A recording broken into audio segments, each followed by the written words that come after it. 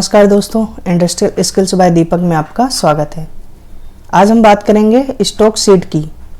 कई बार दोस्तों ऐसा होता है जो हमारी वर्कशॉप है या जो स्टार्टअप वाली कंपनी है छोटी मोटी, उसमें ईआरपी सिस्टम नहीं होता, क्योंकि ईआरपी जो सिस्टम या सॉफ्टवेयर होता है वो थोड़ा सा महंगा और कॉस्टली होता है। तो वर्कशॉप वाले उसको रखने के बजाय एक डेटा एंट्री ऑपरेटर को हायर करते हैं और उससे अपना स्टॉक शीट मेंटेन करवाते हैं।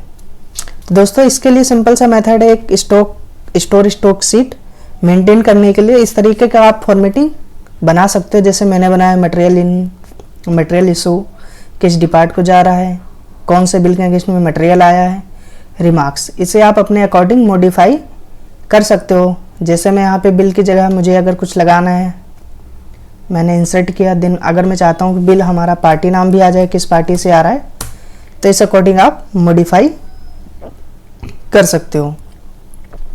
दोस्तों स्टॉक मेंटेन करने का एक सिंपल सा तरीका और फॉर्मूला है। आप इक्वल करेंगे, इक्वल के साथ आपने सम का फॉर्मूला लगाना है। तो जो भी मटेरियल इन हो रहा है आपने उसको सिंपली प्लस कर लेना है जहाँ जहाँ तक आपको चाहिए।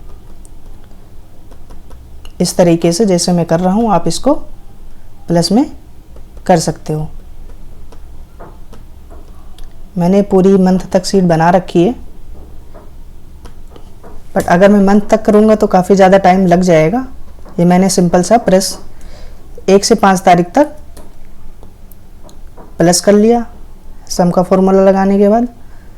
दिन में उस फॉर्मूले को कंट्रोल डी के साथ में जहाँ तक मुझे चाहिए फॉर्मूला वहाँ तक कॉपी कर लेता हूँ। सिंपल सा मेथड आपने आउट पर भी करना है, सम करना है, इस पे मटेरियल इशू को प्लस करना है, दूसरा हमारा तारीख हो गया, यहाँ पर इसको प्लस करना है, 3 तारीख को प्लस करना है, 4 तारीख को, 5 तारीख को, ऐसे आप प्लस कर सकते हो। सेम प्रोसेस इसमें भी आपने करना है। एरिया सेलेक्ट करने के बाद कंट्रोल डी से आपने प्रेस कर देना है। बैलेंस निकालने के लिए आपने टोटल इनको सेलेक्ट करने के बाद टोटल आउट से माइनस कर देना है। इसमें सिंपली आपने करना है जहाँ तक आपकी एक्सेल शीट या आपको डेटा चाहिए वहाँ तक ये फॉर्मूला आपको लगा लेना है। अब सिंपली हम बात करेंगे, जैसे मेरे पास 1 तारीख में मटेरियल आया है स्क्रू 10-12 का 5000, इसमें से शुरू हो गया हमारा 200 पीस। ऑटोमेटिक आपका बैलेंस 48 से हो जाएगा। किस डिपार्ट को गया, जैसे मैं इसको दिखा देता हूँ, प्रोडक्शन को गया है। किस बिल नंबर के थ्रू आया है, बिल नंबर 25 है। पार्टी की बात करें तो BS इंडस्ट्रीज है।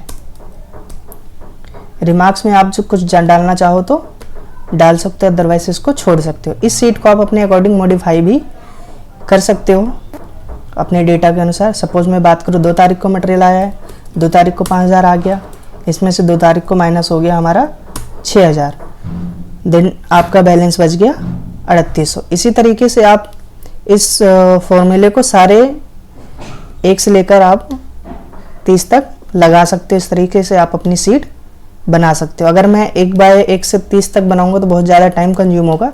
मैं बस आपको एक रास्ता दिखा रहा हूँ कि इस तरीके से आप अपनी बैलेंस शीट, स्टॉक शीट को मेंटेन कर सकते हो। इस तरह से आपने सिंपल सा बस फॉर्मेटिंग कर लेना है, प्लस का फॉर्मूला लगाने के बाद इस तरीके से आपने कर लेना है। थोड़ा सा आपका शीट अच्छी दिखे और वैल्यूबल दिखे, इस तरह से आपने फॉर्मेटिंग कर लेनी है और इस एरिया को आपने हाइड कर देना है। ओनली आपको बैलेंस दिखेगा। अगर आपने मंथ एंड में जाके आपको देखना है कितना टोटल इन हुआ, टोटल आउट हुआ है, तो आप इस एरिया को जाके